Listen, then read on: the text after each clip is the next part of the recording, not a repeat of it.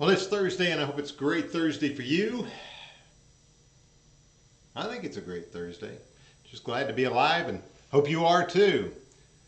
Think about the blessings that are going on in your life. Enjoy them.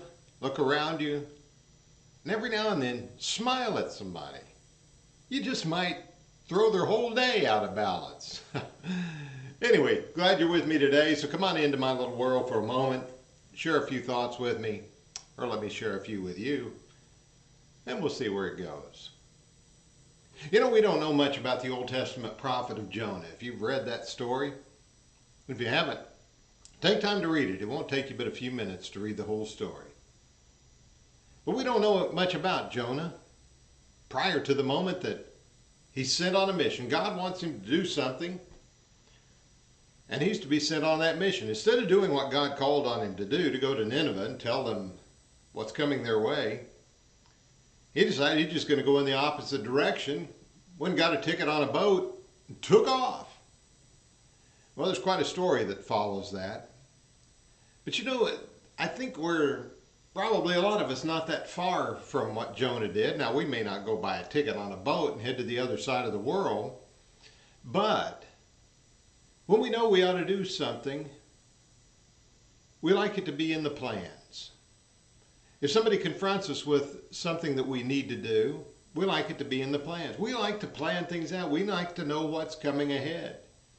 We don't like to get somewhere and find that things aren't exactly as we thought they were going to be.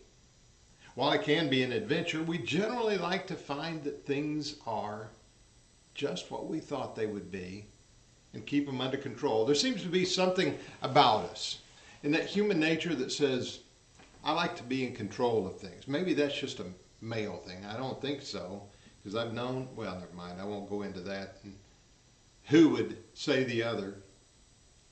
But the reality is, I think generally speaking, we like to be prepared, know ahead of time, know what we're going to do and how we're going to handle it.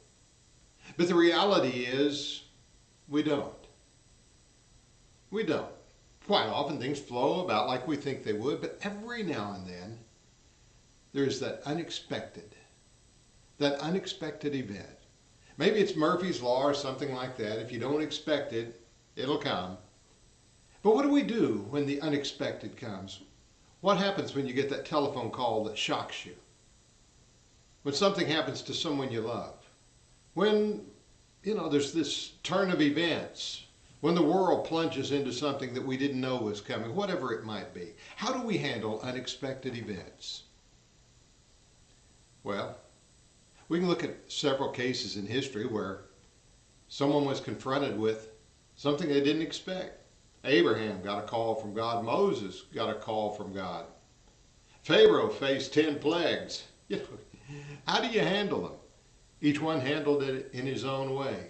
I think about Gideon and how the messenger came to him and said, you're going to lead God's people. Wait, not me. I'm the youngest of my family. We're not an important family or anything like that.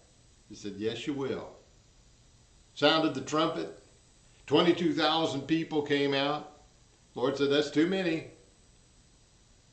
Let those go home that just don't really want to be here or afraid or whatever. So we got 20,000 go home. Ends up, that's still too many. Take them down to the creek, let them drink. 300 of them choose a certain way. He says, okay, take those 300. And you begin the thing that I've called on you to do. I had to shake him a little bit, but ultimately he was ready to go. How do we handle those things that come our way? That shake us, that make us change our perspective, that go against what we've already expected? Well, let me give you just a few thoughts in that. And maybe it'll help you as you deal with them, as it helps me when I deal with those things that come along unexpectedly. Of course, let me give you one up front before I give you the others. Realize that we live in God's world. Realize that He, and He alone, is the one who can control whatever comes. Your relationship with Him is going to be a key factor, always, in those things. But still, our minds wander and we think when we're confronted with something. Well, let me give you a few hints on that. Number one, accept that unexpected events happen. You know it, I know it, everyone knows it. We try to deny it, we try to control them, we try to keep them from happening. But the reality is, they still happen. Sometimes for the real good, sometimes for the not so good. And then number two, before you jump to any conclusions, before you begin to respond, think. Think before you act. What's going to be the outcome of what I do? How is it going to affect the things that are happening here? Make your choices carefully. Don't just run away. Don't run headlong forward either. Stop and think. The old adage of counting to 10 before you act is kind of that idea. Stop and think about what you're doing. Think before you act. Consider examples of others. And of course, recognize your dependence on God. Number three, have a positive attitude. You know, when things change, we can get pretty angry, frustrated. We can cry. We can just throw our hands up and say, I won't do anything. Why not have a positive attitude? Say, here's where I am. How am I going to handle what I've got to do now? I want to make the best of it, whatever it is. I've known of people who lost their abilities to do things, and yet they figured out how to manage, motivate, get around, deal with whatever they're dealing with. There's a fellow I used to see on a regular basis when I would be out exercising, jogging around the track on my old legs, and there he would be with no legs at all. And still he was out there. Have a positive attitude about it. Number four, expect and plan for a great outcome. Just because things change doesn't mean the outcome has to be bad. Consider what can be done that's going to make it a good outcome. Plan for it and move in that direction. Yeah, unexpected things may come again, but just keep doing it, and you keep doing it. And that's the way it works. There was a line from a television show some time ago. It wasn't something about how many obstacles you face, but that you just keep moving. That's great. Expect and plan for a great outcome. And don't be afraid then, number five, to talk about it. Talk about it with yourself, talk about it with God, but even talk about it with others. Don't hide within yourself. Don't fear what somebody else is going to think.